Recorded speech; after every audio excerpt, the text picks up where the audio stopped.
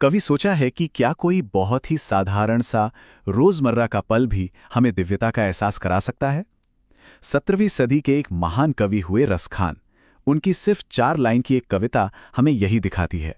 तो चलिए इस छोटी सी कविता में छिपे गहरे मतलब को समझते हैं। तो ये हैं वो पंक्तियां।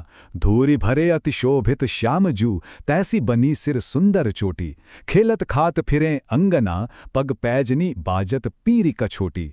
वा छवि को रसखान बिलोकत, वारत काम कला निधि कोटी। काग के भाग बड़े सजनी, हरि हाथ सो ले गयो माखन रोटी। अब चलिए एक एक करके इसकी परतों को खोलते हैं और देखते हैं कि इसके भावनात्मक और आध्यात्मिक मायने क्या हैं। सबसे पहले बात करते हैं उस तस्वीर की जो रसखान ने इन शब्दों से बनाई है, एक छोटे से बच्चे की, बाल कृष्ण की। ये कमाल की बात है कि कैसे रसखान सिर्फ चंद शब्दों से हमारी आंखों के सामने एक जीती जागती तस्वीर खींच देते हैं।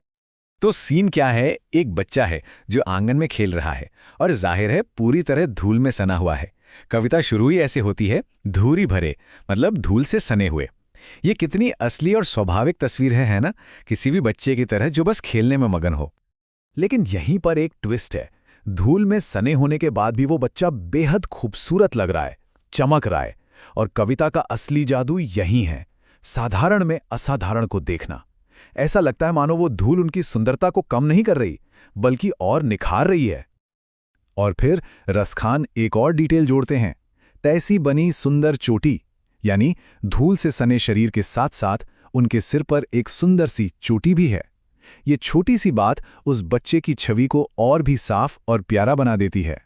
तो अब तक की तस्वीर कैसी बनी? एक बच्चा है जो आंगन में खेलते खाते घूम रहा है। उसके हर कदम पर पैरों में बंधी पैजनी की छमछम आवाज आ रही है और उसने एक छोटी सी पीली धोती पहनी हुई है। ये सारे डिटेल्स मिलकर उस सीन को जैसे हमारी आंखों के सामने जिंदा कर देते हैं। तो ये तो हुई उस सीन की बात जो बाहर चल रहा है, पर अब कविता का फोकस बदलता है। अब हम उस बाहरी दुनिया से हटकर कवि के मन के अंदर झांकते हैं, देखते हैं कि इस नज़ारे का खुद कवि पर क्या असर हो रहा है। तीसरी लाइन में कवि का जो एहसास है वो कमाल का है। रसखान कहते हैं कि इस एक झलक को देखने के लिए वो दुनिया के सारे खजाने, कला के सारे देवता, सारी सुंदरता, सब कुछ न्योछावर कर सकते हैं। मतलब इस एक पल की कीमत उनके लिए हर चीज से बढ़कर है। और ये समझने के लिए कि वो ऐसा क्यों कह रहे हैं, हमें खुद रसखान को थोड़ा जानना होगा। उनका नाम ही है रस खान, यानी रस की खान या सौंदर्य और आनंद का खजाना। वो कृष्ण की भक्ति में डूबे रहते थे और वही भाव उनकी कविता में साफ साफ झलकता है। कविता में एक शब्द है कोटि। इसका मतलब है करोड़ों या कह लीजिए अनगिनत। रसखान के लिए ये मामूली सा दिखने वाला पल करोड़ों खजानों से भी ज्यादा कीमती है। ये बात कितनी खूबसूरती से बताती है कि असली दिव्यता किसी दौलत या दुनियावी चीजों से बहुत बहुत ऊपर है। मगर एक सवाल उठता है, इस पूरे सीन में सबसे ज्यादा किस्मत वाला कौन है? क्या वो कवि हैं जिन्हें ये नज़ारा देखने को मिला और जो इतने भाव विभोर हैं, या कोई और ही है? यहाँ कविता हमें एक ऐसी दिशा में ले जाती है जिसके बारे में हमने सोचा भी नहीं था। तो सोचिए जरा, सबसे लकी कौन?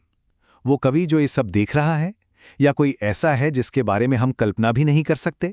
रसखान हमें सच में सोचने पर मजबूर करते हैं।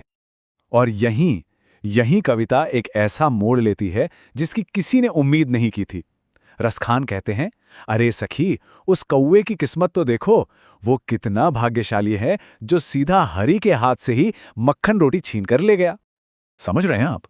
वो जो सबसे बड़ा इनाम है वो किसी भक्त को नहीं, किसी कवि को नहीं, बल्कि एक मामूली से कौवे को मिल गया। कविता का पूरा ध्यान एक महान देवता से हटकर एक साधारण से पंछी पर चला जाता है। ये दिखाता है कि ईश्वर की कृपा कितनी अप्रत्याशित, कितने सरल तरीकों से मिल सकती है। तो आखिर में इस छोटी सी और प्यारी सी कविता का गहरा मतलब क्या निकलता है? देखिए, ये सिर्फ एक सुंदर तस्वीर नहीं है, नहीं, ये तो जिंदगी को देखने का एक पूरा नजरिया है। चलिए देखते हैं कि इससे क्या सीखा जा सकता है। इसका सबसे बड़ा सार यही है कि दिव्यता को खोजने के लिए कहीं दूर जाने की जरूरत नहीं है। वो बड़े बड़े मंदिरों या पूजा पाठ में ही नहीं मिलती। वो तो हमारे आसपास के छोटे छोटे रोजमर्रा के पलों में छिपी होती है। जैसे एक बच्चे को आंगन में खेलते देखना या एक कौवे को रोटी ले जाते देखना। और यही सवाल ये 17वीं सदी की कविता आज हमारे लिए छोड़ जाती है कि हमारी अपनी जिंदगी में ऐसे कौन से छोटे छोटे पल हैं जिन्हें हम शायद नजरअंदाज कर देते हैं, पर जिनमें बहुत बड़ी खूबसूरती और शायद दिव्यता भी छिपी हो।